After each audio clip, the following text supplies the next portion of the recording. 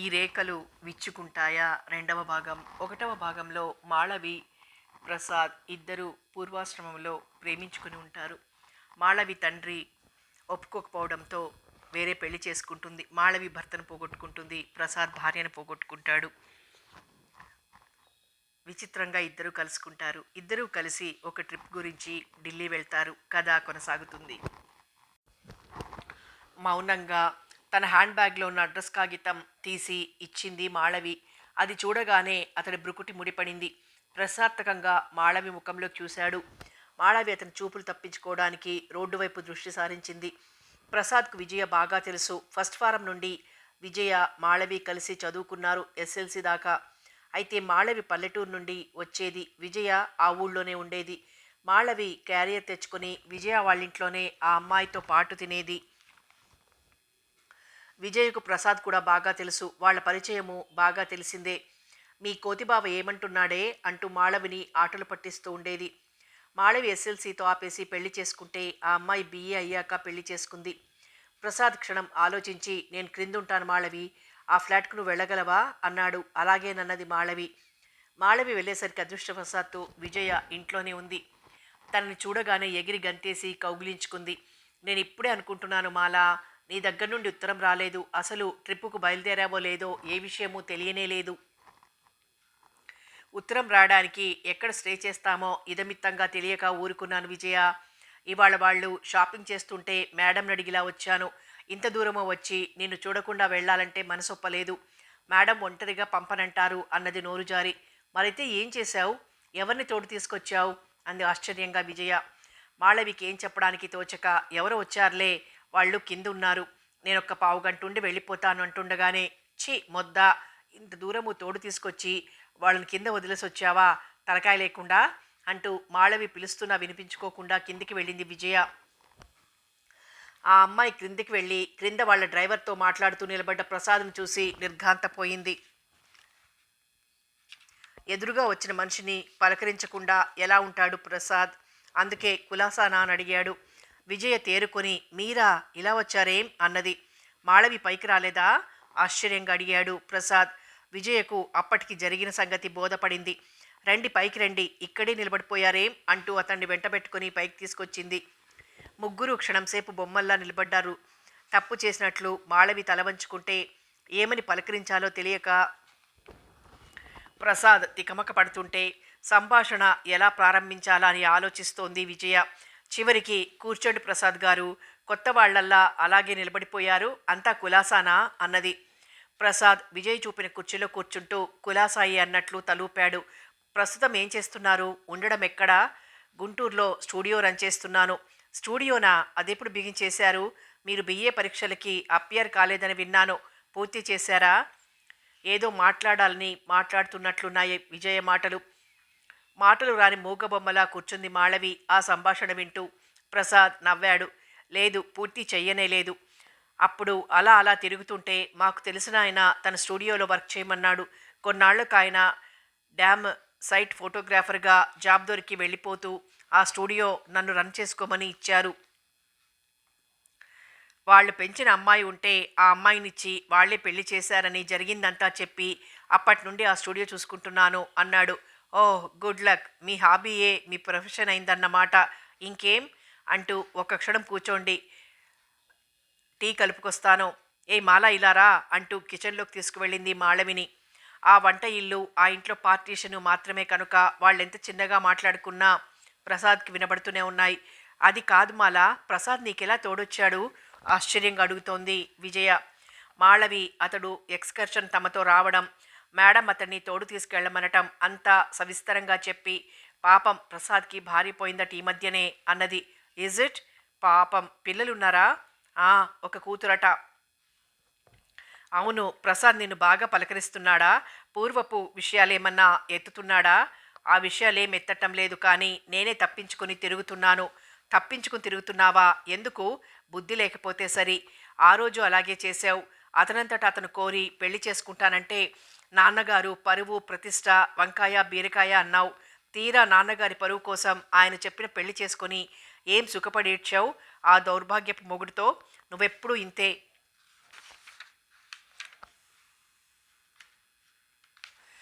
కోరి వచ్చింది కాళ్ళ తన్నుకుంటావు. అది కాదు విజయ, నా మాట వినిపించుకో. భర్త పోయిన ఆడది అలా పరాయి మగాడితో తిరగడం చూస్తే నలుగురు ఏమనుకుంటారు, ఏమేం మాటలు పుట్టిస్తారో ఆలోచించవేం? ఏం భర్త పోతే 60 ఏళ్ల ముసలమ్మల మూల కూర్చోవాలా? ఈ పాత చింతకాయ పచ్చడి కబుర్లు నా దగ్గర చెప్పకు. బాగుంది, మూల కూర్చున్నానా నేను?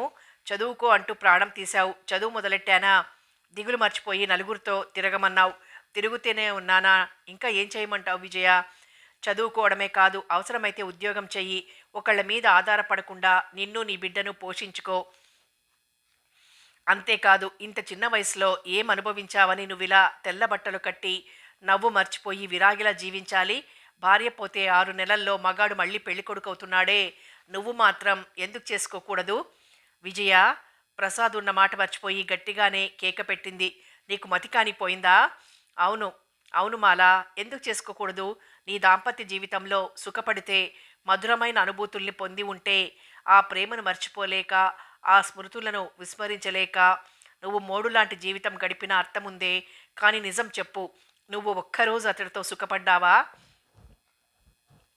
అతడు రాత్రి పగలు ఉంచుకున్న దాని ఇంట్లో పడి ఉంటే, తాగి వచ్చి చచ్చేలా చావబాదుతుంటే, నాకు చచ్చిపోవాలని ఉందే అంటూ ఎన్నిసార్లు ఉత్తరాలు రాసావే నాకు? ఆ ఆవేశంలో ప్రసాద్ ఉనికి మర్చిపోయి విజయ కూడా పెద్దగానే అంటుంటే, మాళవి ఎలాంటి దుర్భర జీవితం గడిపిందో ప్రసాద్కు తెలిసిపోయింది. ఇంకా తండ్రి కోరినట్లు ఆస్తిమంతుల ఇంటి కోడలై ఆ భోగభాగ్యాల్లో తనను ఏనాడో మర్చిపోయిందని, అందుకే ఇప్పుడిలా తప్పించుకుని తిరుగుతున్నదని అనుకున్నాడు తను. కానీ పాపం మాళవి. అంతలోనే మాళవి మాటలు వినిపించాయి. విజయ, ప్లీజ్ గొంతు తగ్గించు. అతనికి వినపడిందంటే అసహ్యంగా ఉంటుంది. ఆ ఆవేశం తగ్గించు. ఆ నీళ్లు తెర్లిపోతున్నాయి చూడు. టీ పొడి తీసుకురా, వేస్తాను. అయినా చూడటానికని ఇంటికొస్తే చక్కగా కబుర్లు చెప్పక ఈ వెధవ గొడవ మొదలుపెట్టావా? ఆ మాటే అనొద్దన్నాను. 25 ఏళ్లకే కాటికి కాళ్ళు చాచుకున్న దానిలా కబుర్లు చెప్పకు. నీ జీవితం బాగు చేసుకో అంటే అదే వెధవ గొడవ? నీకేమాత్రమన్నా జ్ఞానం ఉందా అసలు? అబ్బబ్బబ్బా! మళ్ళీ మొదలుపెట్టావా విజయ?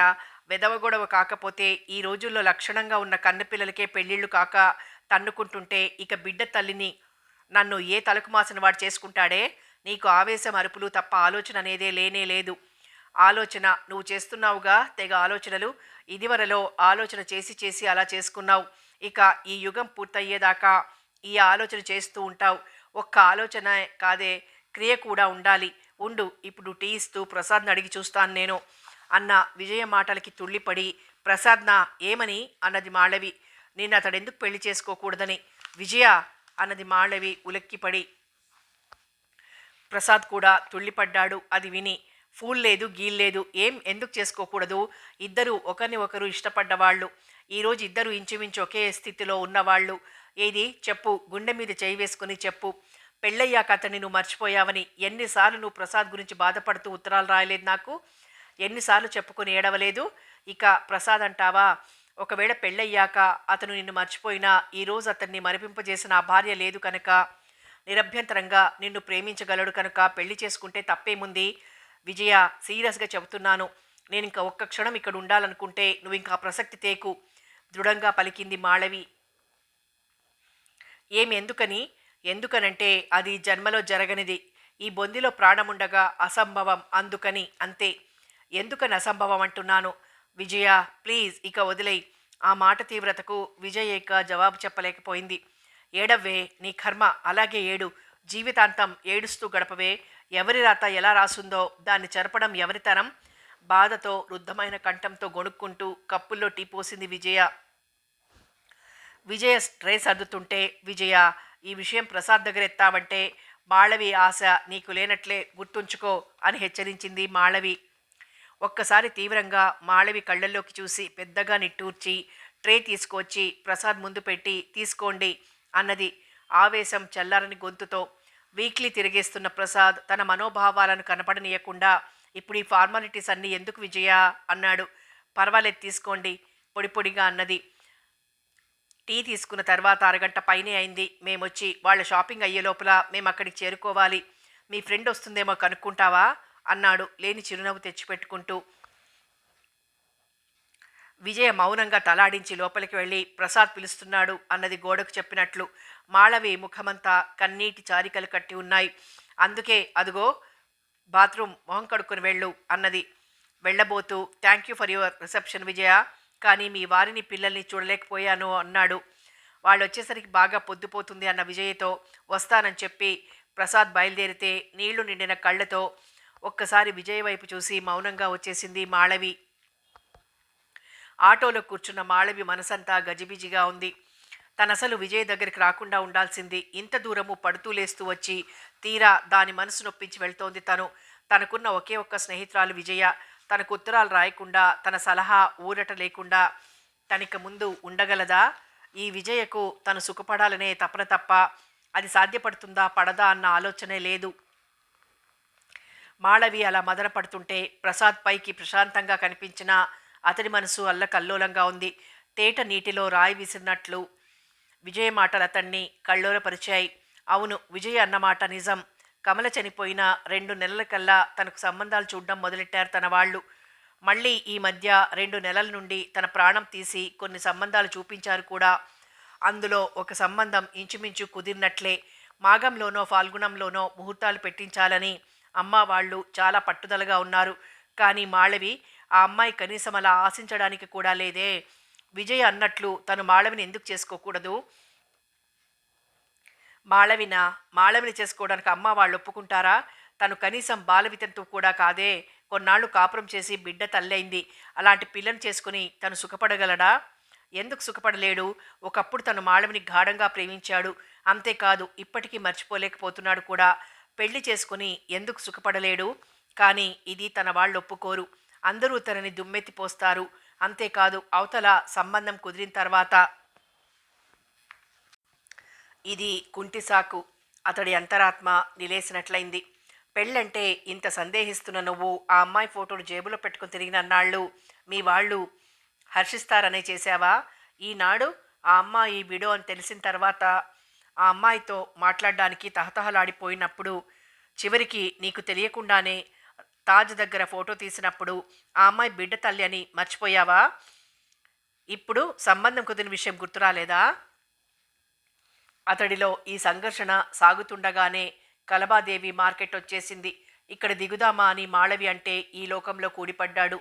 వాళ్ళు ఆటో దిగి బస్సు దగ్గరికి వెళ్తుండగా ఏమ్మా మాళవి, కులాసానా అన్న మాట విని ఉలిక్కిపడి తలెత్తింది మాళవి. గుర్తుపట్టలేదా? బిత్తరపోయి అయోమయంగా చూస్తున్న మాళవిని అడిగాడాయన. ఆయన తన అత్తవారింటి తరపు బంధువు. వాళ్ళుండేది గుంటూరులో అని తెలుసు. ఆ ఆ అన్నది అందుకే కంగారు పడుతూ. బాంబేలో మీ వాళ్ళెవరైనా ఉన్నారా అన్నాడాయన ప్రసాద్ వైపు ప్రశ్నార్థకంగా చూస్తూ. లేదండి, ఇక్కడికి ఇక్కడికి కాలేజీ తరపున ఎక్స్కర్షన్కి వచ్చాం అన్నది అప్పటికే తడారిపోయిన గొంతుతో. ఆయన ఇంకా ఏమేం అడుగుతాడో అనే భయంతో అది సరే, ఏదో చెప్పబోతున్న ఆయన మాటలు పట్టించుకోకుండా వెళ్ళొస్తానండి, అవతల మా మేడం మిగతా పిల్లలు ఎదురు చూస్తుంటారని అక్కడి నుండి తప్పుకున్నది మాళవి. ప్రసాద్ ఫలానా అని తెలియకపోయినా అతడిని గుంటూరులో ఎక్కడ చూశానబ్బా అని గుర్తు తెచ్చుకోవడానికి ప్రయత్నిస్తూ వాళ్ళు వెళ్ళిన వైపే చూస్తూ నిలబడ్డాడాయన. మాళవికి మాత్రం చెమటలు పోశాయి. ఆయనకు ఏదో బిజినెస్ ఉందని తెలుసు. ఏ పని మీద వచ్చాడో బాంబే. తామిద్దరూ ఆటోలో నుండి దిగడం చూసుంటాడా? ఏమనుకుని ఉంటాడు అన్న ప్రశ్నలతో కళవళపడుతూ బస్సు ఎక్కింది మాళవి. ఆ రాత్రి బాంబే నుండి బయలుదేరారు. హైదరాబాద్ మీదుగా గుంటూరు చేరుకునేసరికి ఇన్నాళ్ల ప్రయాణంతో అందరికీ ఒళ్ళంతా హూనమైనట్టుగా ఉంది. మాసిన బట్టలతో, రేగిన జుట్టుతో, పీక్కుపోయి దుమ్ము కొట్టుకున్న ముఖాలతో ఇల్లు చేరుకున్నారు అందరూ తమ వినోదయాత్ర ముగించుకుని. మాళవి ఇంటికి వెళ్ళేసరికి బాబు రవి వాకిట్లో కనిపించాడు. మాళవిని చూడగానే పరిగెత్తుకుంటూ వచ్చి కాళ్లకు చుట్టుకుపోయాడు. మాళవి వాడిని దగ్గరకు తీసుకుని వాడి కోసమని తెచ్చిన బొమ్మ వాడి చేతికిచ్చి లోపలికి వెళ్ళింది. నాన్నగారు హాల్లో పడక్కుర్చీలో ఉన్నారు. ఆయన ఆరోగ్యం పాడయ్యాక ఎప్పుడూ అక్కడే ఉంటారు. మాళవిని చూసి మాట్లాడకుండా ముఖం పక్కకు తిప్పుకున్నారు. ఇల్లంతా బోసిపోతున్నట్లుగా ఉంది. సామాన్ లోపల పెట్టి వంటింట్లోకి వెళ్తే వంట చేస్తున్న వదిన కామాక్షిని పలకరించింది. ఇదేనా రావడం మాళవి అని. అవునొదిన, కాలేజీలో బస్సు దిగి రిక్షా చేసుకుని వచ్చేశాను. ఇంతకు అమ్మ వాళ్ళేరి? మీ అమ్మగారు పురాణానికి వెళ్ళారు. పిల్లలు ఎక్కడో ఆడుకుంటున్నట్లున్నారు. మీ అన్నయ్య రాత్రి 8ంటికేగా వచ్చేది అంటూనే కాఫీ కలిపిచ్చింది.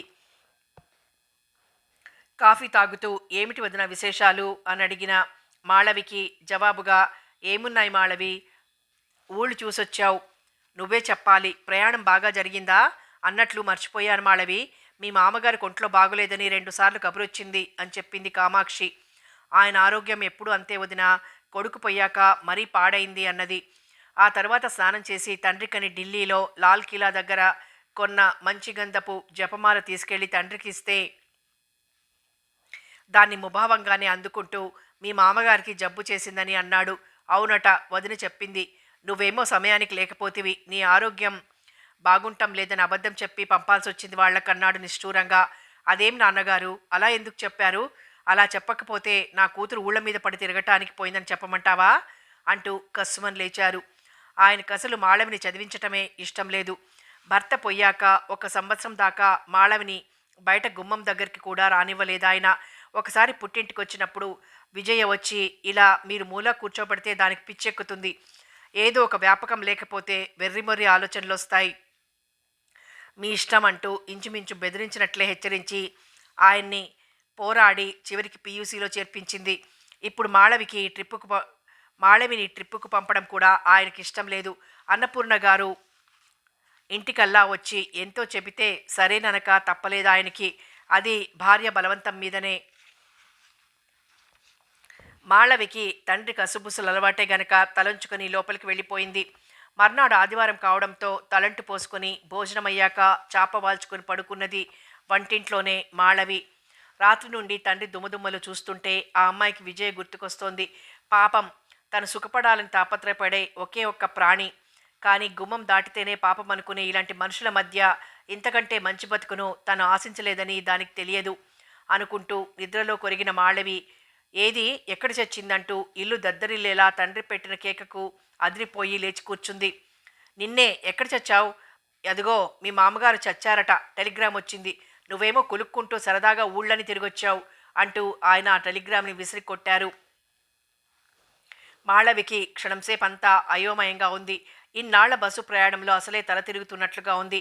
ఎక్కడున్నదో ఏం జరుగుతున్నదో ఆయన ఎవరిని తిడుతున్నాడో కూడా కాసేపు ఆ అమ్మాయికి బోధపడలేదు.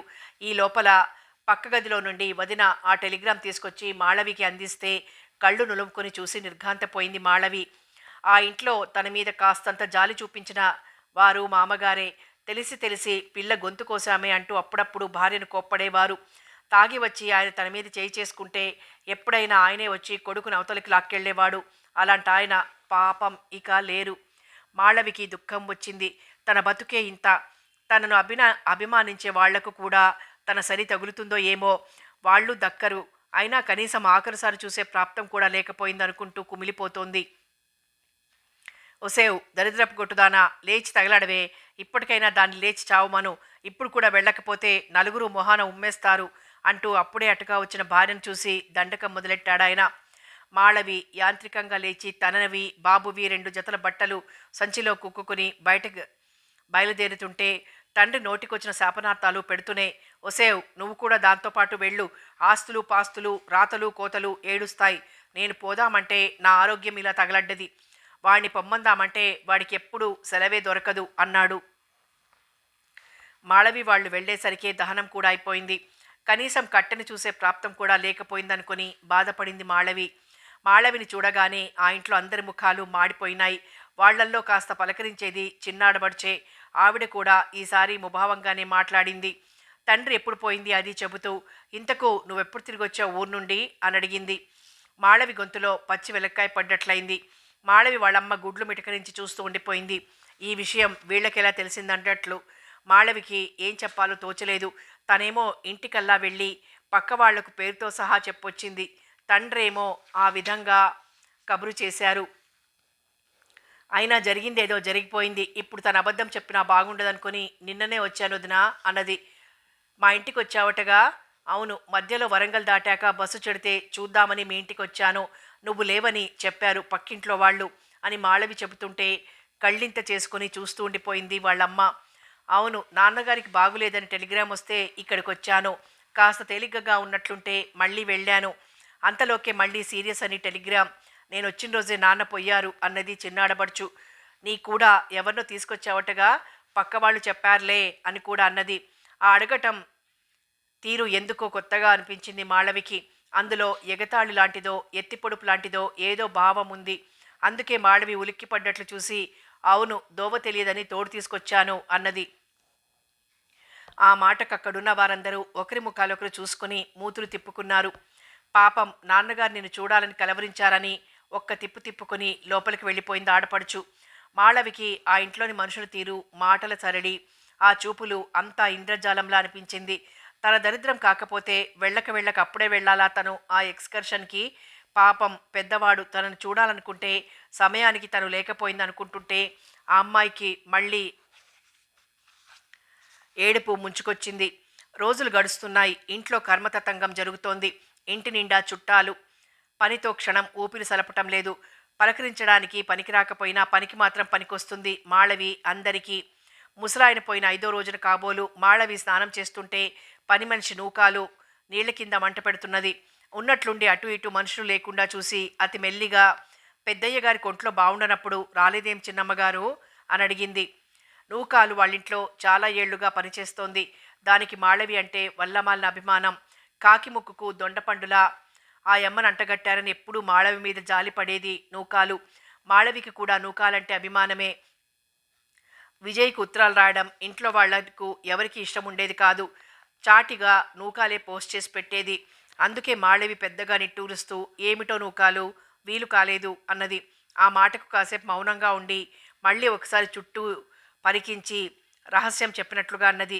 మీకు చాలా అన్యాయం జరిగిపోయింది చిన్నమ్మగారు అన్నది జాలిగా. మాళవికి అర్థం కాక అన్యాయమా, ఏం జరిగింది నూకాలు అని అడిగింది ఆతృతగా. ఆస్తి పంపకాలప్పుడు మీకు చాలా అన్యాయం చేసిండ్రని అంతా అనుకుంటుండారమ్మా. పంపకాల? అదేమిటి అప్పుడే ఆస్తి పనిచేశారా? ఆ ఆ ముసలాయనికి ఒంట్లో బాగుండనప్పుడే పంచుకుండరుగా అంతా.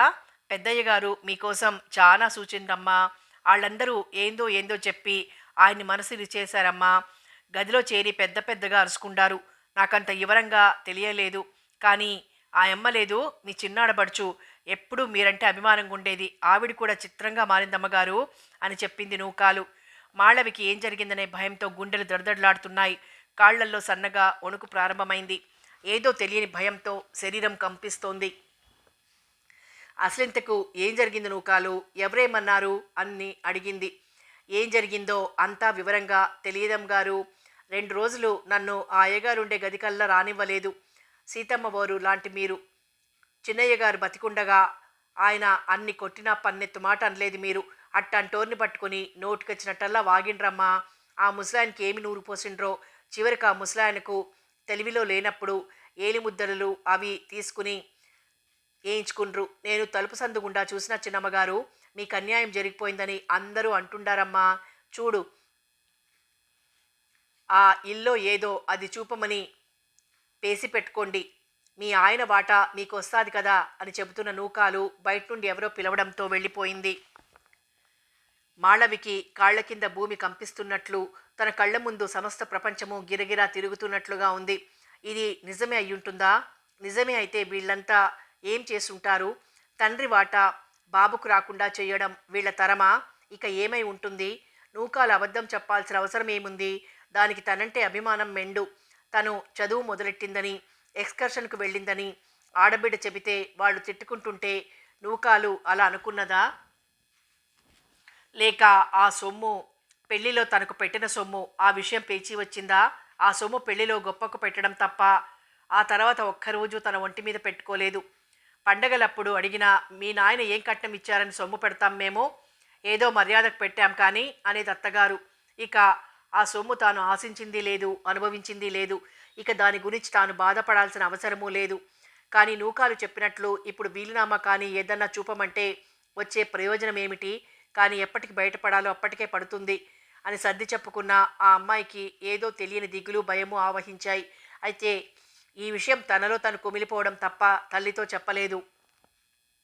రోజులు గడుస్తున్నాయి. 12వ రోజుకు చుట్టపక్కాలు అంతా వచ్చారు. ఆ వచ్చిన వాళ్లల్లో బాంబేలో తనను పలకరించిన ఆయన కూడా ఉన్నారు. ఆయన్ని చూడగానే మాళవి పైప్రాణాలు పైనే పోయినాయి. అయితే అదృష్టవశాత్తు ఆయన మాళవిని పలకరించలేదు. బాంబేలో నీ పక్కన ఉన్నది ఎవరని అడగలేదు. కర్మకాండ ముగిసిన తర్వాత ఆశీర్వచనాల తర్వాత అసలు విషయం బయటపడింది. కొడుకు బ్రతికుండగా తన వ్యసనాలకు చాలా ఆస్తి నాశనం చేసినందువల్ల కోడల ప్రవర్తన కూడా తృప్తికరంగా లేనందున ముసలాయన స్వార్జితంలో దమ్మిడి ఇవ్వలేదు వాటా. ఇక పిత్రార్జితంలో మాత్రం 1.5 ఎకరం, అది బాబుకు వచ్చిన వాటా. మాళవినెత్తిన పిడుగుపడినట్లయింది. మామగారికి దరిదాపు 18-20 ఎకరాల పిత్రార్జితము, 30 ఎకరాల స్వార్జితము, అవి కాక తోటలు వగైరాలు కూడా ఉన్నాయి. ఎంత లేదన్నా తమకు 10 ఎకరాల పొలం రావాలనుకుంది. కానీ ఇచ్చింది 1.5 ఎకరం, అది మురుగు కాలువ పక్కది. పిత్రార్జితం కూడా ఇంత తక్కువ ఎలా వచ్చిందో అర్థం కాలేదు మాళవికి. అదేమిటని అడిగితే భర్త బ్రతికుండగా తన వంతు ఆస్తిలో సగం భాగం తన ఉంపుడుగత్తె మనోరమకు చెందినట్లు రాసిచ్చాడట. అందుకనే రావాల్సిన పిత్రార్జితం 3 ఎకరాలలో చెరి సగం ఇచ్చారట. మాళవికి నోట మాటే రాలేదు. నూకాలు చెప్పింది. యథార్థమై ఎదుట నిలిస్తే విద్యుద్ఘాతం తిన్నట్లు కుప్పకూలిపోయింది మాళవి. ఎప్పుడూ నోరు మెదపని మాళవి తల్లి పెద్దగా పోట్లాడింది తన బిడ్డకు అన్యాయం చేశానని. దానికి అత్తగారు, నీ కూతుర్ని అదుపులో పెట్టుకోవడం చేతకాక మా మీద విరుచుకుపడుతున్నావా అంటూ నోటికి వచ్చినట్లల్లా మాట్లాడింది. మాళవి గుడ్లప్పగించి చలనం లేని రాతిబొమ్మలా చూస్తూ నిలబడిపోయింది. తండ్రి ఏ ఆస్తి కోసం ఆశపడి ప్రసాద్ని కాదని సంబంధానికి ఇచ్చాడో ఆ ఆస్తి కనిపించినట్లే కనిపించి మృగతృష్ణలా మాయమైపోయింది. ఈ పరిస్థితిలో తను ఏం మాట్లాడి ఏమీ లాభం ఉండదు. నూకాలు మాట ప్రకారం ఆ విల్లు మీద ఆయన స్పృహ లేనప్పుడు వేలిముద్ర వేయించారని తను ఎలా నిరూపించగలదు? తను కోర్టులకు వెళ్ళగలదా? సాక్ష్యాలు తేగలదా? వేలు గుమ్మరించగలదా? ఇక చెయ్యగలిగిందేమున్నది? లావాను దాచుకున్న అగ్నిపర్వతంలా, బడబానలాన్ని కుక్షిలో దాచుకున్న భూమాతలా ఇంతటి అన్యాయాన్ని, అవమానాన్ని గుండెలో దాచుకున్నది పెదవి విప్పకుండా. మర్నాడు వచ్చేస్తుంటే, మాది మచ్చలేని వంశం, ఇంతదాకా వేలెత్తి చూపించలేదెవ్వరూ. ఈరోజు నీ మూలంగా మా పరువు బజార్న పడేలా ఉంది. అమ్మా తల్లి, నీకు నమస్కారం చేస్తాం, మా పరువు ప్రతిష్ట కాపాడు అన్నది అత్తగారు. పరువు కాపాడాలట. పరువు, తన పరువు వాళ్ళు ఏం కాపాడారని వాళ్ళ పరువు తను కాపాడాలి. కసిగా పళ్ళు కొరికింది మాళవి. ఆడదాన్ని చదువులని గిదువులని ఊరి మీద వదిలితే ఇలాగే అవుతుందండి.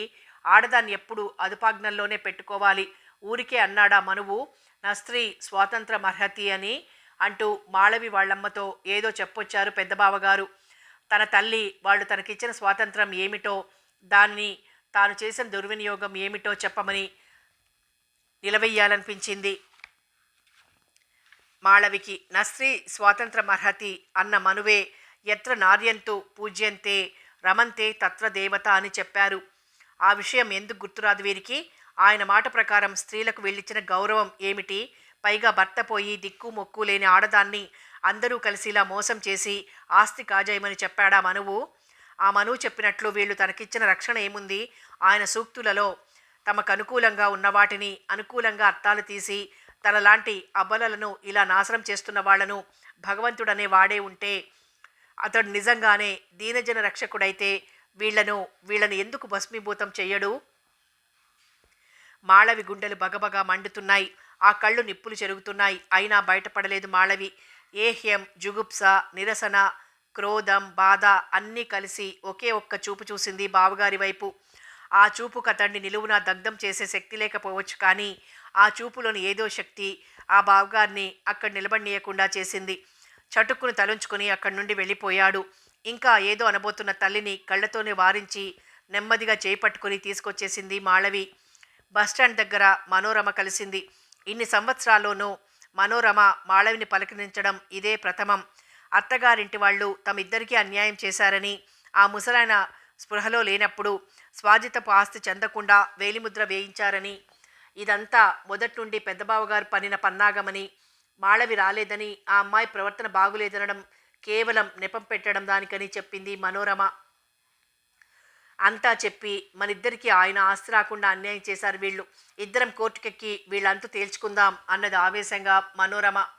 అంత దుఃఖంలోనూ మాళవికి నవ్వొచ్చింది. తనకు తెలియకుండా భర్త చేత సగం ఆస్తి సంక్రమించేట్టు సంతకం పెట్టించుకున్నది మనోరమ. ఎవరికి దక్కకుండా గుడిని గుళ్ళో లింగాన్ని మింగారు వాళ్ళు. ఇందులో ఎవరికి ఎవరు తీసిపోయారు? తను ఎవరిని నమ్మవచ్చు, ఎవరిని నమ్మకూడదు? అయినా పెద్దబావగారు ఆ ఊరికి కరణం. ఆయన ఏది చేసినా చేసినట్లు ఎవరికి తెలిసినా ఆయనకు ఎదురు తిరిగి సాక్ష్యం చెప్పగలిగిన వాళ్ళెవరు ఈ ఊళ్ళో? చెప్పిన వాళ్ళని బతకనిస్తారా? ఇక దీనికోసం డబ్బు ఖర్చు పెట్టమంటే తన వైపు పెట్టేవాళ్ళెవరు? పెట్టినా అది కేవలం ఎండమావిలో మంచినీరు వెతుక్కోవడమే అవుతుందనిపించింది మాళవికి. అయితే ఆ విషయాలేవి మనోరమతో అనకుండా ఊరికి వెళ్ళాక మా నాన్నగారితో మాట్లాడి ఉత్తరం రాస్తాను అని చెప్పింది. ఆవిడ వెళ్ళిపోయింది. బస్సులో ఎక్కి కూర్చున్న మాళవికి ఎక్కడలేని దుఃఖం ముంచుకొచ్చింది. భర్త పోయినాడు కూడా ఆ అమ్మాయికి అంత దుఃఖం రాలేదు. ఈనాటి జీవితం పూర్తి అంధకార బంధురంగా అగమ్య గోచరంగా తోచి ముఖానికి కొంగు అడ్డం పెట్టుకుని వెక్కి వెక్కి ఏడ్చింది. అలా ఏడుస్తుంటే తల్లి చివాట్లు మొదలెట్టింది. ఆ ఎక్స్కర్షన్కు వెళ్ళింది ఊరుకోకుండా తగుదునమ్మా అంటూ ఎవరినో వెంట వేసుకుని ఆడపడుచింటికి వెళ్ళినందుకు తిట్ల వర్షం అక్కడే ప్రారంభమైంది. మాళవి తన స్నేహితురాలు తను బయలుదేరడం, త్రోవలో ఆ అమ్మాయి నడవలేకపోవడం ఎంత చెప్పినా ఆవిడ వింటేగా. మాళవి ఒక నిట్టూపు విడిచి ఊరుకుంది. తన బతుకుకు తోడు రోజులు ఆనందంగా గడిపే అదృష్టం కూడానా? నిజమే, తన అభిమానంగా ఆడబిడ్డను చూడ్డానికి వెళ్ళడం ఏమిటి? ఈ నిందలు కొని తెచ్చుకోవడం ఏమిటి? ఈ ప్రపంచంలో నీతికి న్యాయానికి విలువ లేదు, ప్రేమకు అభిమానానికి తావు లేదు. బస్సులో అందరూ తనని గమనిస్తున్నప్పటికీ నోటికి గుడ్డ అడ్డం పెట్టుకుని వెక్కి వెక్కి ఏడ్చింది మాళవి. ఇంటి దగ్గర రిక్షా దిగుతుంటే ఆ అమ్మాయికి జీవితం అంతా శూన్యంగా అతి భయంకరంగా అనిపించింది. సరాసరి వంట ఇంట్లోకి వెళ్ళి నేల మీద పడిపోయి బోరున ఏడ్చింది. ఈ లోపం జరిగిందంతా భార్య ద్వారా విన్న మాళవి నాన్నగారు ముందు నిర్ఘాంతపోయారు. ఆయన కూతురు అత్తవారింత ఘోరం చేస్తారని అనుకోలేదు.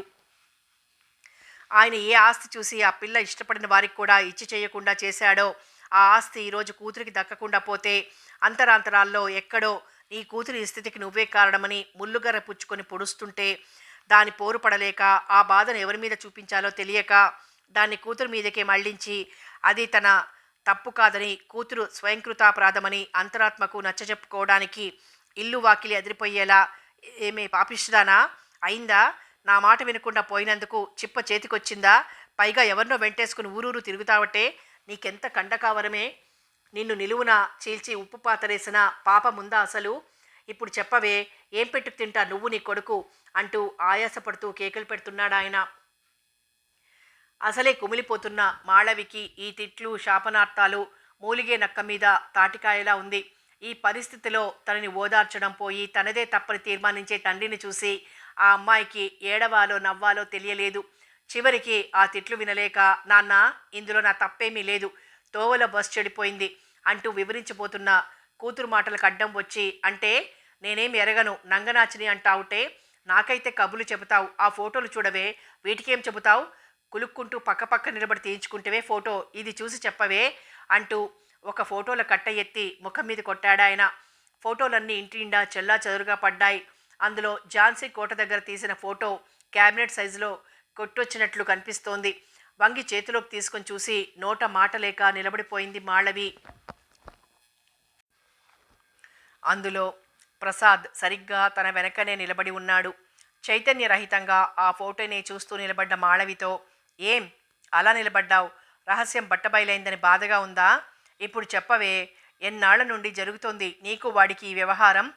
ఆ రోజు ఆ బుక్కా ఫకీర్ వెధవ పెళ్లాడతానంటే వద్దన్నానని బోడితో తిన్నగా కావరం చెయ్యకపోతివి. నువ్వు తిన్నగా ఉంటే అతడు భోగం కొంపలు పట్టుకొని ఎందుకు తిరుగుతాడు? అతడు చచ్చాక ఇక ఇష్టారాజ్యం ఏలొచ్చని చదువు వంకతో ఇట్లా సాగిస్తున్నావా? చెప్పవే, వాడు నువ్వు ముందు ముందు అనుకుని ఈ ప్రయాణం పెట్టుకున్నారా? లేదా వాడిని వెంటేసుకుని దేశమంతా తిరిగొచ్చావా? లేదా వాడితో కలిసి ఫోటోలు తీయించుకొని? మాళవి ఇక భరించలేక, నాన్నా అన్నది గట్టిగా, గుండెల్లో పేరుకుపోయిన మంటతో అసహనంగా. నాకతడు ఎక్స్కర్షన్కు వస్తున్న సంగతి కూడా తెలియదు నాన్నా అన్నది. ఛీ నోర్మయ్, చేసింది చేసి ఇంకా రంకెలు పెడతావా? నోర్మయ్ అంటూ ఆ కోపంతో దగ్గరలో ఉన్న మంచినీళ్ల చెంబెత్తి విసిరి కొట్టాడు మాళవి ముఖం మీద. అది వచ్చి మాళవి నుదుటికి కొట్టుకుని గాయమై రక్తం కారుతోంది. మాళవి చలించకుండా ఇంకా అలాగే నిలబడింది మొండిగా, కనీసం కారే నెత్తురు కూడా తుడవకుండా. మాళవిలో అగ్నిలాంటి బాధ రగులుకుంటోంది. ఎన్నో ప్రశ్నలు, తండ్రిని నిలదీసి అడగాలని ఆరాటం, అడగలేని అసక్తత, తన మీద తనకే అసహ్యం. ఏమీ చెయ్యలేక ఏడుస్తూ తను ప్రశ్నించగలిగిన ఒకే ఒక వ్యక్తిని తను ఎన్ని ప్రశ్నించినా జవాబు చెప్పని మూగ దేవుడి ముందు నిలబడి అసలు నన్నెందుకు పుట్టించావు? ఎందుకిలా ఆడిస్తున్నావు? ఏ పాపము ఎరుగని నన్ను దోషిలా వీళ్ళందరూ చిత్రిస్తుంటే నువ్వు ఏం చేస్తున్నావు? అంటూ మూగగా ప్రశ్నిస్తూ నిలబడిపోయింది. ఆ రోజంతా తండ్రి పరిస్థితి ఏం బాగులేదు. డాక్టరు, మందులు, హడావుడి. ఎవరికీ భోజనాలు కూడా లేవు. ఆ రాత్రి మాళవి కంటి మీదికి కునుకన్నది రాలేదు. తన బ్రతుకు, తన బిడ్డ బ్రతుకు ఏం కావాలి అన్న ప్రశ్న. దానికి తోడు ఆ ఫోటోలో ప్రసాద్ తన పక్కన. అసలది ఎలా జరిగింది? అనుకోకుండా జరిగిందా, లేక ప్రసాద్ కావాలని? కాదు కాదు, కానే కాదు. అతడు ముందు ఫోటోకే రాలేదు. మరి ఏం లేదు, తన కర్మ. అంతేకాని ఆ విషయం ఎవరు నమ్ముతారు? వాటిని తన క్లాస్మేట్ తెచ్చిచ్చిందని చెప్పింది వదిన. వాళ్ళందరూ ఆ ఫోటో చూసి ఏమనుకుంటున్నారు? ప్రశ్నలతోనే తెల్లబోయింది. పని మనిషి తలుపు కొడితే రాత్రంతా తండ్రితో జాగారం చేసినందున తల్లి కానీ వదిన కానీ నిద్రలేవలేదు. ఓపిక చేసుకుని మాళవి అంట్లు వేయడానికి లేచింది. తలుపు తీసి చూసి, అదేమిటి మల్లమ్మ, నువ్వు ఇక్కడికి ఎప్పుడొచ్చావు అన్నది ఆశ్చర్యపోతూ. నేనొచ్చి 4-5 రోజులు అయిపోయింది అమ్మగారు. నేనొచ్చేసరికి మీరు ఊర్లో లేరు అన్నది. అయితే నువ్వు ఇక్కడికి ఎందుకు వచ్చి ఉంటున్నావు? మీ ఆయన కూడా వచ్చాడా అని అడిగింది మాళవి. మాళవికి మల్లమ్మకు చిన్నప్పటి నుండి స్నేహం. ఇద్దరూ ఇంచుమించు ఒకే ఈడువాళ్ళు. వాళ్ళు మాళవి వాళ్ళ సొంత ఊర్లో వాళ్ళ దొడ్లో పాక వేసుకుని ఉంటూ ఉండేవాళ్ళు. మల్లమ్మ తండ్రి తోటలో పనిచేస్తుండేవాడు. మాళవి పెళ్లికి ఒక్క నెల రోజుల ముందే మల్లమ్మ పెళ్ళయింది. మాళవి ప్రశ్నకు కంటతడి పెట్టుకుంది మల్లమ్మ. కళ్ళు తుడుచుకుంటూ, ఆయన ఎక్కడున్నాడు అమ్మాయి గారు? అయిపోయింది, నా బతుకంతా బుగ్గిపాలైపోయిందమ్మా. నన్ను నా బిడ్డను దిక్కులేని వాళ్ళని చేసి వెళ్ళిపోయింది అమ్మాయి గారు. నోట్లో గుడ్డ కుక్కుని సన్నగా ఏడవన సాగింది మల్లమ్మ. మాలవి కాళ్ళు చేతులు చెల్లబడ్డట్లయింది. ఏమైంది మల్లమ్మ? మీ ఆయనకి ఏమైంది అని అడిగింది ఆత్రంగా. నెల రోజుల కిందట ఎద్దుబండి మీద గడ్డి తోలుకెళ్తుంటే లారీ గుద్దేసింది. అక్కడికక్కడే పోయిండమ్మా. ఎవరి దగ్గరుంటే ఎవరు పెడతారమ్మాయి గారు తిండి? అందుకే పిల్లగాడిని తీసుకుని ఈడకొచ్చినా. మీరు అత్తారింటికి వెళ్ళినట్లు చెప్పారమ్మా కోడలు గారు. పెద్దయ్య గారు ఈడనే దొడ్లో గుడిసేసుకుని ఉండమన్నారు. 4 ఇళ్లల్లో పాచిపని చేసుకుంటే పొట్ట గడవకపోతుందా అమ్మాయి గారు? మాళవి స్తంభంలా నిలబడి మల్లమ్మ చెప్పేది వింటోంది. అయితే చెప్పే దాంట్లో ఎంతవరకు ఆ అమ్మాయి తలకెక్కుతున్నాయి అనేదే చెప్పలేదు. మల్లమ్మ, దాని మొగుడు ఇద్దరు చిలకా గోరింకల్లా ఉండేవాళ్ళు. పుట్టింటికి వచ్చినప్పుడల్లా ముచ్చటగా ఉన్న జంటను చూసి ఇద్దరూ అంత స్నేహంగా ఉన్నా దాని బతుకు తన బతుకులా కానందుకు సంతోషిస్తుండేది. అలాంటిది చివరికి దాని రాత కూడా తన రాతలాగానే అయింది అనుకుంటుంటే మాళవికి తెలియకుండానే కన్నీటి చుక్కలు రాలి టపటపమని పడ్డాయి. అది చూసి, ఎందుకు అమ్మాయి గారు కంటతడి పెడతారు? ఆ దేవుడు మన మొకాన గిట్ట రాసిండు అన్నది తన కళ్ళు తుడుచుకొని మాళవికి ఓదార్పు చెబుతూ. అదే మల్లమ్మ, మనిద్దరం కలిసి ఆడుకున్నాం. ఇద్దరికి నెల రోజుల తేడాతో పెళ్ళయింది. మళ్ళీ ఇద్దరి రాతలు అంటుంటే ఆ అమ్మాయి కంఠం బాధతో వణికింది. అమ్మాయి గారు, మీరే అట్టా బాధపడితే నేనేం చెప్పను. అయ్యగారు పోయినా మీరు రోజు ఎట్లా గడుస్తుందన్న బాధ లేదు కదా అమ్మాయి గారు. ఉన్న ఆస్తులు పెట్టుకొని కాలు మీద కాలేసుకొని తినగలరు మీరు.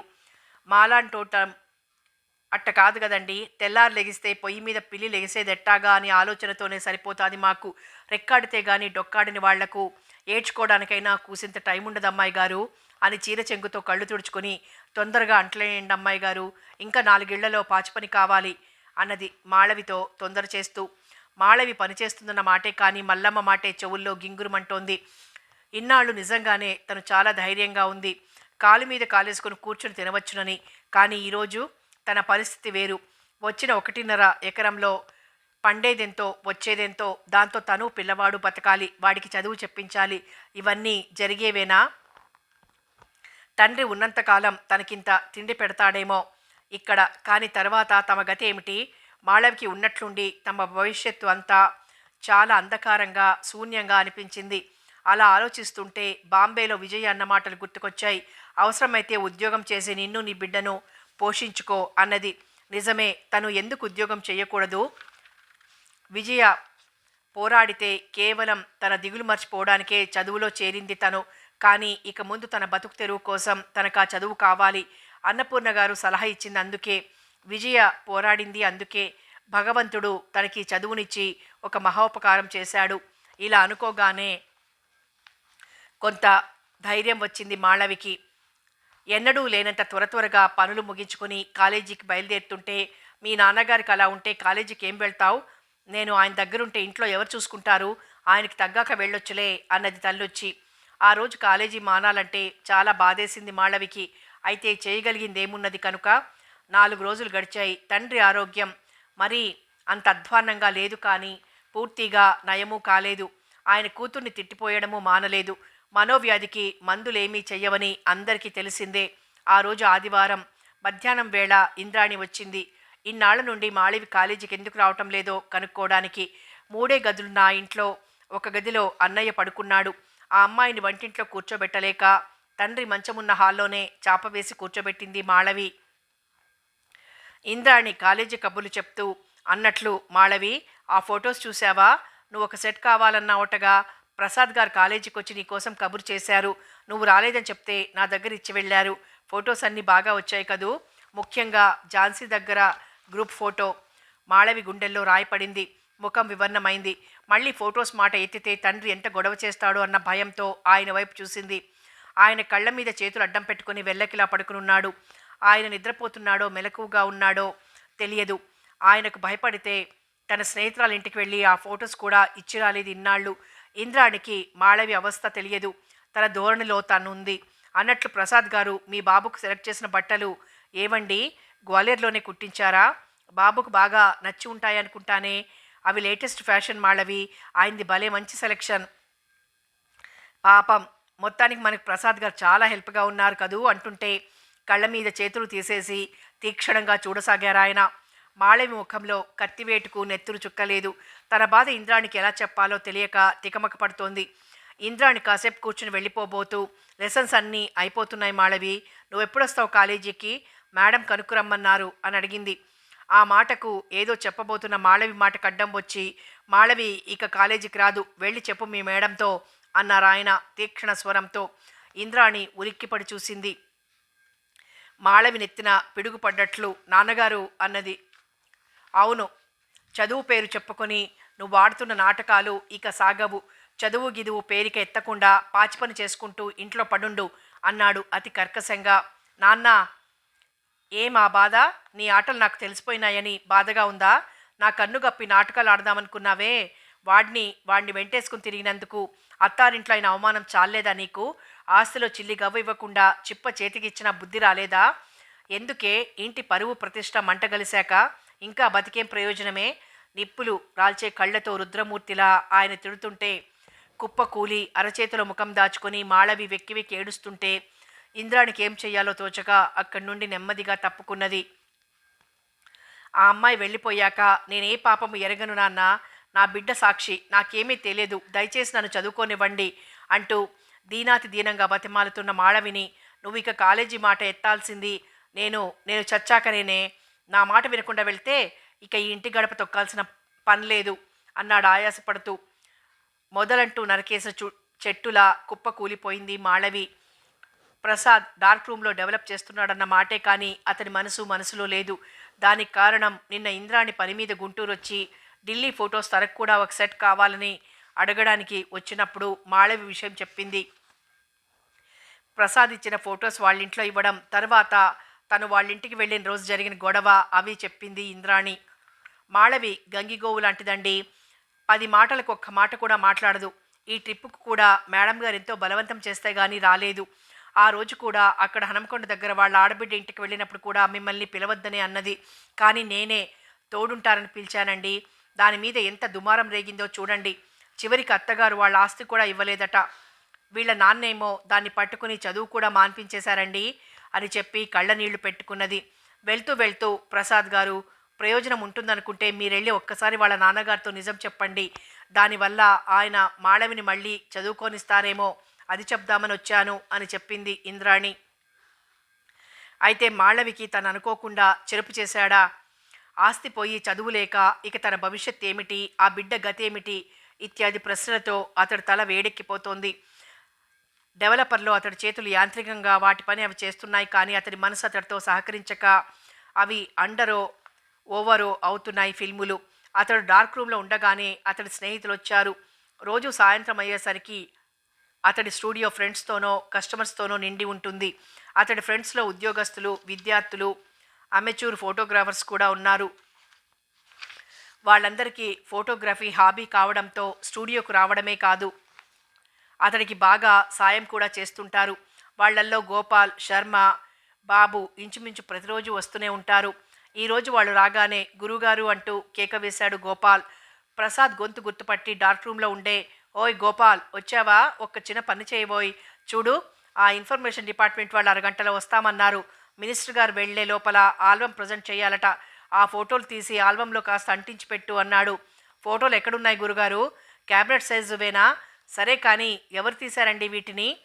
ప్రసాదు తను బిజీగా ఉన్నప్పుడు ఫ్రెండ్స్ ఎవరినన్నా కెమెరా ఇచ్చి ఇన్స్ట్రక్షన్స్ ఇచ్చి క్లియర్గా ఫొటోస్ తీయమని పంపుతుంటాడు. ముఖ్యంగా ప్రారంభోత్సవాల్లో రిబ్బన్ కటింగ్ తీయాల్సి వచ్చినప్పుడు ఫోటోగ్రాఫర్ చాలా అలర్ట్గా ఉండాలని, లేకపోతే రిబ్బన్ కటింగ్ సరిగ్గా రాదని చెప్పేవాడు. కానీ ఈసారి ప్రసాదే ఆ ఫొటోస్ తీసింది. కానీ ఫొటోస్ చూడగానే అతడి మనసు చివుక్కుమంది. మాళవిని గురించి ఆలోచిస్తూ తను అలర్ట్గా ఉండలేదు. కానీ ఆ విషయం ఎలా చెప్పగలడు తను? ప్రసాద్ ఫిల్ములు డెవలపర్లో నుండి తీసి హైపోలో వేస్తుండగా కింది నుండి, ప్రసాద్ ఫొటోస్ అయినాయా అంటూ వచ్చాడు ఇన్ఫర్మేషన్ డిపార్ట్మెంట్ మధు. ప్రసాద్ లోపల నుండి, గురుగారు అయిపోవచ్చినాయి, ఇదిగో మన గోపాల్ ఆల్బంలో అంటిస్తున్నాడని చెప్పాడు. అబ్బా ప్రసాద్, నువ్వెప్పుడు ఇంతేనోయ్, అరగంటో పావుగంటో లేట్ చేయకుండా ఇవ్వవుగా. అవతల మినిస్టర్ గారు టీబీ నుండి బయలుదేరుతున్నారట అంటుంటే గోపాల్ నవ్వుతూ, మధుగారు, మా గురుగారు ఆలస్యం చేస్తే ఒక్క పావుగంటో అరగంటో ఆ బిల్లులు ఇవ్వడానికి మీరెంత ఆలస్యం చేస్తున్నారో చెప్పండి. ఇన్ఫర్మేషన్ వాళ్ళు రెవెన్యూ వాళ్ళని, రెవెన్యూ వాళ్ళు కలెక్టర్ గారని, కలెక్టర్ రిఆర్ఓ దగ్గరకు పొమ్మని, ఇలా తిరిగి తిరిగి డబ్బు చేతికొచ్చేసరికి గురువుగారు ముసలివారు కూడా అయిపోతారు కదండి అంటూ నవ్వుతూనే అంటించాడు నదురు బెదురు లేని గోపాల్. అంతటితో ఊరుకోకుండా, అంతకు నేను చెబుతూనే ఉంటాను మా గురువు గారికి, గవర్నమెంట్ పనులు ఒప్పుకోకండి, ఎవరు పడతారి అరుపులు అని కూడా అన్నాడు బీఎస్సీ చదువుతున్న అతడు. ఇదిగో నువ్వు కబుర్లు చెప్పకుండా ఆ పని కాని త్వరగా. తీరా ఆయన గారు వెళ్ళిపోతే మేమింతదాకా పడ్డ హడావుడంతా బూడిదలో పోసిన పన్నీర్ అవుతుంది అంటూ తొందర చేసి ఆల్బం పట్టుకొని పోయాడు మధు. అతడటు వెళ్ళగానే శర్మ, బాబు వచ్చారు. గురుగారెక్కడా? బొమ్మలు వేయాలండి, యమ అర్జెంట్. నిన్న అమరావతి పిక్నిక్వి రేపొద్దుటికల్లా కావాలన్నాడు మా ఫ్రెండు. ఓఎస్ అన్నాను నేను. అందులో 4 స్నాపు, 8 మీద, మిగతావి 11 మీద తీశానన్నాడు శర్మ. అప్పుడే డార్క్ రూమ్ నుండి యువతలకొచ్చిన ప్రసాద్, అబ్బబ్బా ఇవాళ అన్ని గొంతు కత్తెర్లేనోయ్, ఈ పెళ్లి ఫోటోలు ఇప్పుడు 1 గంటలో కావాలని వాళ్ళు గొంతు మీద కూర్చున్నారు. ఇవి ప్రింట్లు వెయ్యాలి. ఆనక ఒక మ్యారేజీ ఉంది, 2 రీల్స్ తీయాలని అడ్వాన్స్ కూడా ఇచ్చి వెళ్ళారు. ఇక ఎప్పుడు వేయను శర్మ అన్నాడు. తప్పదు గురుగారు, కావాలంటే నేను వెళ్ళి ఆ పెళ్లి ఫోటోలు తీసొస్తాను, మీరు ఇవి వెయ్యాల్సిందేనండి. వాడు మా ఫ్రెండు, రేపు పొద్దున ఊరికి వెళ్తున్నాడు, వాడికి ఇప్పట్లో రాడు, తప్పక ఇస్తానని చెప్పాను. శర్మ, నువ్వు పెళ్లి ఫోటోలు తీస్తే ఏదో సామెత చెప్పినట్లు అసలు మంగళసూత్రధారణో జీలకర్ర బెల్లమో స్నాపు ఎగిరిపోతుంది కదోయ్ అన్నాడు నవ్వుతూ గోపాల్. ఇదిగో నువ్వు ఊరుకో, ఏదో ఒకసారి మిస్ అయ్యానని ఎప్పుడూ పోతుందా ఏమిటి గురుగారు? మరెందుకండి? ఇదిగో ఈ కాక్నట్ కాకుండా ఆ మెడ్జీ ఫ్లాష్ ఇవ్వండి, బొమ్మలు బ్రహ్మాండంగా రాకపోతే నన్ను అడగండి ఛాలెంజ్ చేశాడు శర్మ. సరే అయితే ఇదిగో యాషిక డీ పట్టుకెళ్ళు, డీటెయిల్స్ బాగా వస్తాయి అన్నట్లు తనంబరా దగ్గర సహజంగా ఒక రీల్ అయిపోతుంది. కంగారు పడకుండా రీల్ మార్చు, మరేం పర్వాలేదు, టైం ఉంటుందిలే అన్నట్లు ఆ మంగళసూత్రధారణ దగ్గర ఆ పెళ్లి కొడుకు పైపంచాది అడ్డు లేకుండా చూసుకో, ముందుగా ఫోకస్ చేసి పెట్టుకో, ఆనక మిస్ అయిందని గొడవ పెట్టకుండా అంటూ జాగ్రత్తలు చెప్పి శర్మను పంపించాడు. బాబు వాళ్ళేదో పనుందని చెప్పి వెళ్ళిపోయారు. ఇక స్టూడియోలో పనిచేసే కుర్రాడిని పిలిచి దగ్గర స్టూడియోలో గ్లాసీ పేపర్ పట్టుకురమని పంపించి తను వెళ్ళి పెళ్లి ప్రింట్లు వేద్దామనుకుంటుండగా దగ్గరలో అడుగుల సవ్వడి వినిపించి తలెత్తి చూశాడు ప్రసాద్. ఎదురుగా 20 సంవత్సరాలు నిండని యువతి, శరీర ఛాయ మేలిమి బంగారు వన్నే, తీరైన అవయవ సౌష్ఠవం, చక్కటి కనుముక్కు తీరు, చక్కటి ఫోటోజెనిక్ ఫేసు.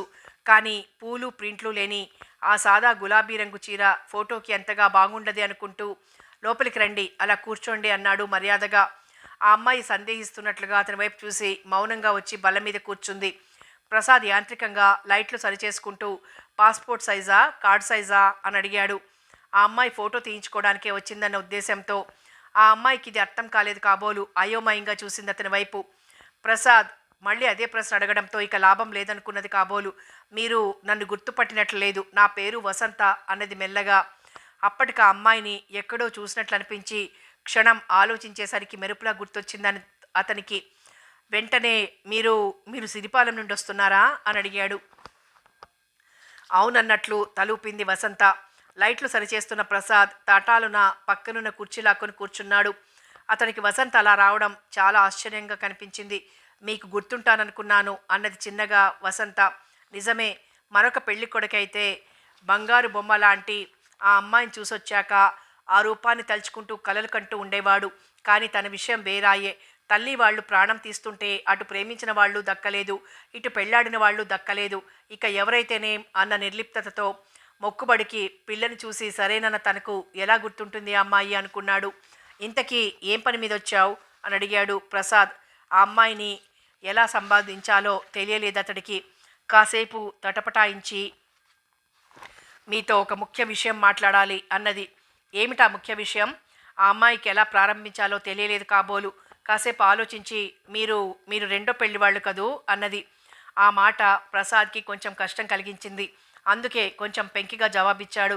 కాదే, నాకొక్క పెళ్ళే అయింది అన్నాడు.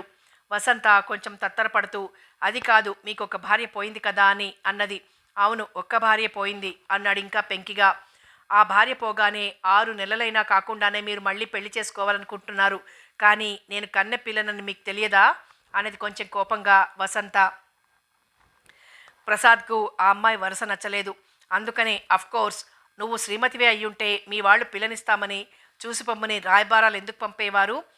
నువ్వు అరువు తెచ్చిన పట్టుచీర కట్టుకొని నా ముందుకొచ్చి ఎందుకు కూర్చుండేదానివి అన్నాడు. వసంతకి ఈసారి కోపము విసుగు వచ్చాయి. చూడండి, మీకంటే నేను ఎంతో చిన్నదాన్ని. నన్ను పెళ్లి చేసుకోవడానికి మీ మనసులా ఒప్పింది సరిపోయింది. అయితే మీ వాళ్లకు నీ వయసు తెలియదా? పిల్లనిస్తామని కబురు చేసినప్పుడు ఇక నా వయసు మాట, నేను నా వయసు ఎప్పుడూ దాచిపెట్టలేదే అన్నాడు. వసంతికి ఇక ఏం చెప్పాలో తోచలేదు. కాసేపు ఉండి నాకు మిమ్మల్ని పెళ్లి చేసుకోవడం ఇష్టం లేదు అన్నది. ప్రసాద్ దెబ్బతిన్నట్లు చూసి తమాయించుకొని ఆ విషయం చెప్పాల్సింది నాకు కాదు అన్నాడు. వాళ్ళకు చెప్తే ప్రయోజనం ఉంటే ఇంత దూరం వెతుక్కుంటూ ఎందుకు వచ్చేదాన్ని?